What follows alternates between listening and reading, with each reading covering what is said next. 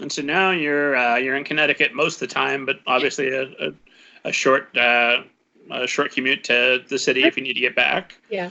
And this is something that's kind of a hobby horse of mine because I want to see publishing continue to move out from the country. I don't think it's good that it's all headquartered with the similar types of people within the same 2.5 miles, I think, is the square mileage of where publishing is located. Yeah. I'd come out, move out. Let's get some Ted Kaczynski Unabomber types in a shack in Montana. Let's have one publishing house there. Let's do some more in Indiana here. Let's go nuts. Let's get everybody involved.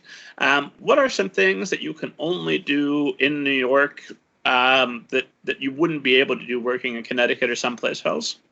I mean, I guess the one benefit, to publishing being in New York is networking in that sense, in that a lot of agencies, of course, are also located in the city by necessity, because we are, of course, all the publishers are down there.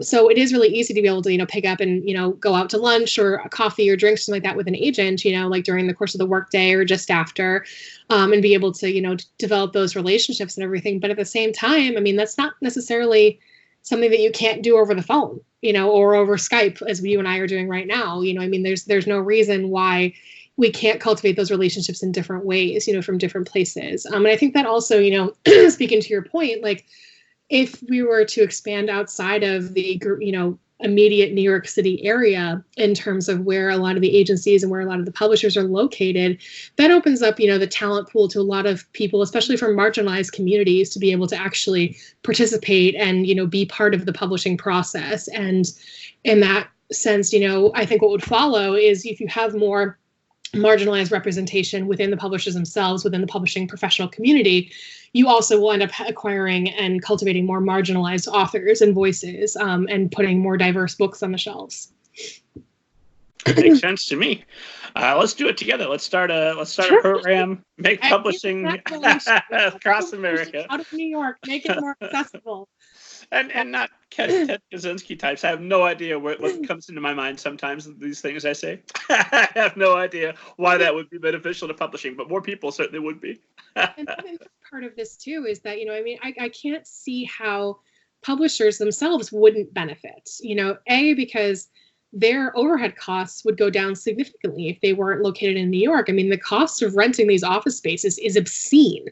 And so many of the publishers are moving over to open floor plans in order to save a little bit of money on office space and all of that. But I don't know if, for all those other editors out there and even authors as well, like, I don't know anybody who edits or writes well in a common open office floor plan.